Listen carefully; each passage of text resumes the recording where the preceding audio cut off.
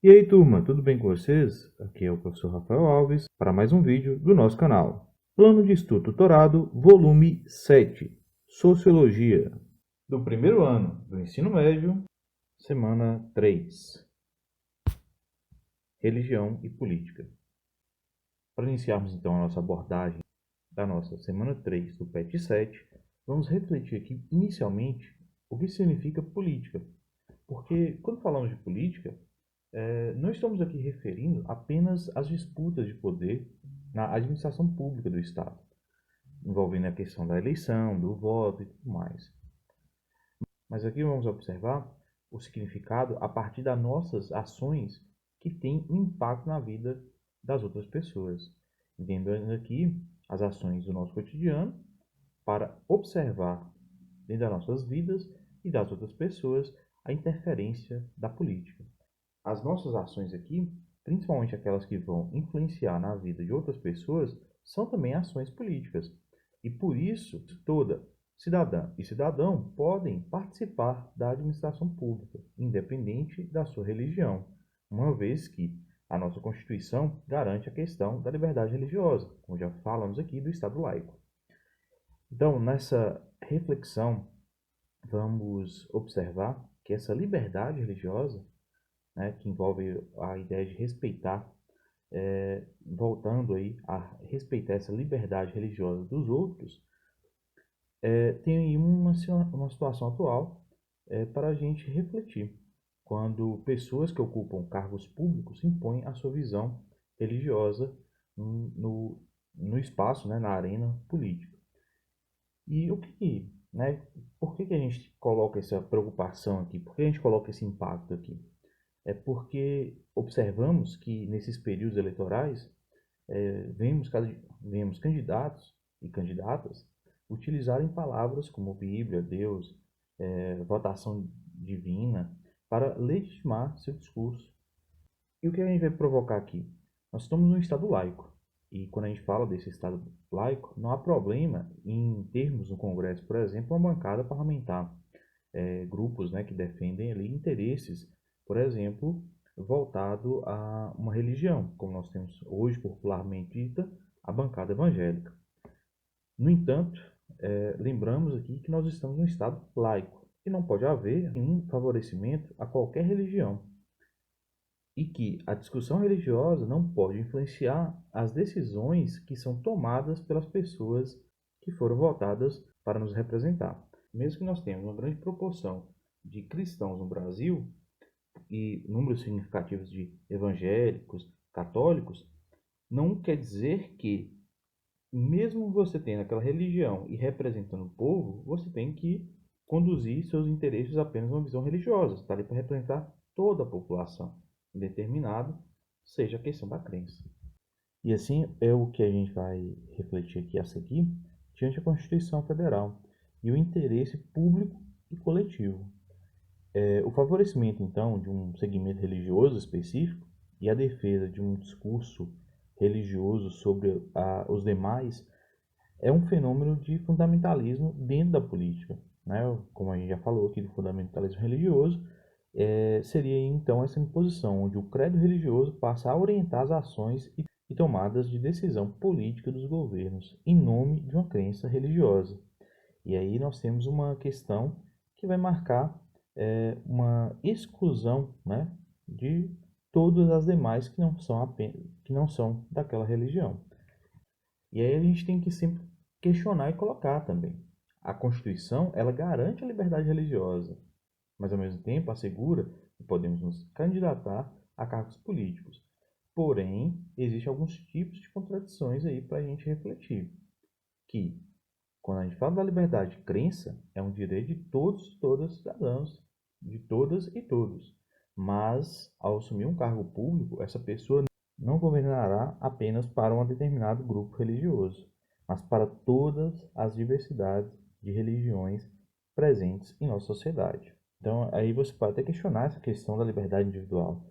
Mas aí, quando assumimos um papel social, na sociedade, que seja como estudante, professor, professora, policial, médico, médica, dentista, e aqui em questão, refletindo de políticos, né, eleitos aí na urna, não quer dizer que vamos abandonar nossas crenças pessoais, mas sim são as nossas crenças pessoais que nos motivam a ocupar espaços na sociedade, visando uma melhoria na nossa visão, na nossa vida, nas vidas das pessoas, que assim nossas ações podem ter motivos filosóficos, humanistas, éticos e até religiosos, mas não devem ser confundidos a motivação religiosa com querer usar a nossa religião como imposição e perseguição com outras tradições religiosas. E aí que a gente entra aqui no papel. Eu sou professor, eu tenho minhas crenças, eu tenho a minha visão de mundo, mas eu não posso impor a mesma visão ao aluno. Claro que a gente também tem que saber moderar a discussão. Eu não posso aceitar na sala de aula, não posso aceitar no ambiente de discussão, de estudo, visões que marcam preconceitos, que marcam visões aí que atinge o outro, o direito do outro, né, que atinge os direitos humanos, porque isso já perco uma discussão. Então, quando a gente está num debate, no ambiente de sala de aula, eu vou ter meus pensamentos, o aluno vai ter os pensamentos, né, suas ideias, seu modo de ver o mundo, porém, temos que respeitar os direitos de todos ali presentes. Eu não posso chegar ali e impor uma visão onde tem ali uma forma de discriminação racial, ou de gênero, ou de classes, ou religiosa que seja. Eu tenho que respeitar cada ambiente e cada situação, mas também tenho o meu direito de a minha liberdade, porém eu tenho que ter o respeito aos demais ali presentes. E aqui, ao tratar nessa questão do cenário político, né, do cenário político, vamos refletir isso, né? Porque o fato de termos, por exemplo, uma bancada evangélica ocupando, né, os espaços de poder na política, a gente tem que refletir que, claro, o número de evangélicos no país aumentou, né, teve um número significativo. Essa questão de termos cada vez mais evangélicos ocupando cargos no Congresso Nacional, nas Assembleias Legislativas, na Câmara Municipal, fazem parte de um processo natural. Quando você tinha no país, lá no início do século XX, só o direito de manifestar a religião cristã católica. Então você ia ver ocupações de poder só cristãos católicos. Porém, com as mudanças no país, com as mudanças e aceitação das diversidades, nós vamos ter representantes de todas as religiões hoje, praticamente, cenários políticos. Porém, as religiões com mais intensidade, né, com maior número de representantes, vão acabar aparecendo mais na representação do poder, principalmente analisando o poder legislativo. Mas não quer dizer que é o fato de ter lá um grupo que está ali nessa situação, ele tem um papel de impor a sua religião. E aí que a gente tem que refletir, né? O Estado laico, você pode ter a sua liberdade religiosa, mas ao momento que você ocupa um papel do Estado, o Estado não pode beneficiar, não pode promover uma religião específica, porque não é o papel do Estado isso.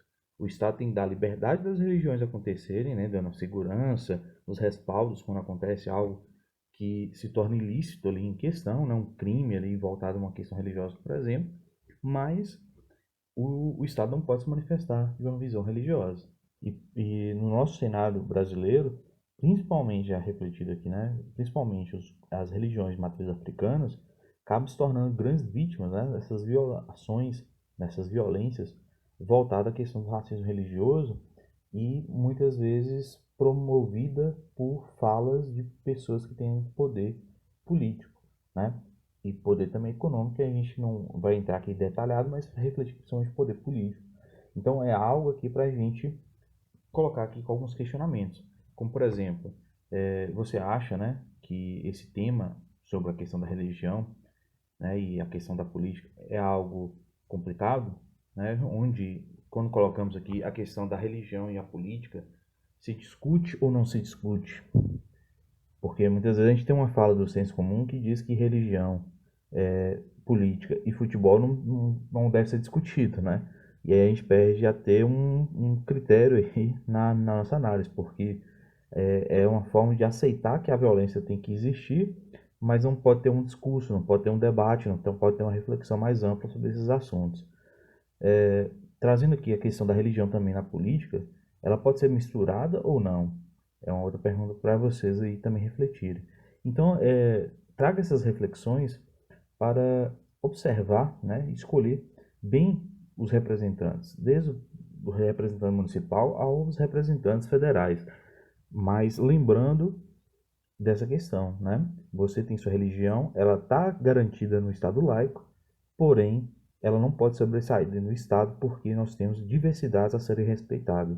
Não é o fato de ter a maioria cristã, católicos, evangélicos, protestantes, que, que grupos minoritários, como as de matriz africanas, islâmicos, entre outros, sofrem impacto, né, sobre isso. Então, é uma leitura para a gente fazer aqui para nossa aula. Atividades da semana 3. Segue para vocês o modelo de gabarito para essa semana. Temos aqui apenas uma questão única para ser respondida nessa nossa semana 3 do PET 7. Então, leiam com atenção para poder responder. É uma questão de múltipla escolha para podermos, então, concluir bem essa atividade.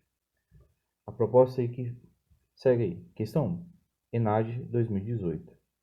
Então, peço aí que leia o texto a seguir. Peço aí que leia o texto a seguir e reflita agora as seguintes afirmações. Primeira afirmação. A maneira de interpretar os textos sagrados influencia as noções que as religiões têm de Estado, e esse resulta em fundamentalismo religioso, provocando violência e dissemina ódio e intolerância em nome da fé. Essa alternativa aqui ela segue bem coerente dentro da reflexão e, né, da conceitualização de fundamentalismo religioso. Então, é uma afirmação verdadeira. 2. Um Estado democrático deve garantir e proteger o direito à liberdade religiosa e, ao mesmo tempo, combater todas as formas de intolerância violenta. Então, nós temos aqui uma afirmação do Estado democrático, um papel de proteger o direito à liberdade religiosa, né, combatendo, inclusive, essa intolerância na sociedade, algo que está garantido nas constituições dos países democráticos, né, que dá a liberdade, né, das escolhas e respeito, né, com as diversidades de grandes grupos religiosos a grupos marcados de minorias sociais. Então, é uma resposta também coerente dentro da ideia de Estado democrático. Afirmação 3. Um grupo religioso pode articular a criação de leis a partir de seus etos religiosos e tomá-las gerais, visando o bem comum, a liberdade e o direito de expressar a fé. A liberdade de expressão da fé ela é garantida dentro do Estado democrático a partir da garantia do Estado laico. Porém, quando um grupo ele articula, né, criações de leis que traz esses etos religiosos de formas gerais, nós estamos aí entrando numa contradição. Por quê? Porque aí você está colocando uma imposição de uma religião para todas as religiões. E aí você perde a garantia que a gente chamou a atenção aqui das diversidades, das liberdades religiosas em questão. Por quê? Essa manifestação, essa imposição dessa lei, criaria ali uma forma de imposição sobre outra. Então, dentro do que é correto afirmar, vocês têm aí duas alternativas, vocês têm aí duas afirmações coerentes.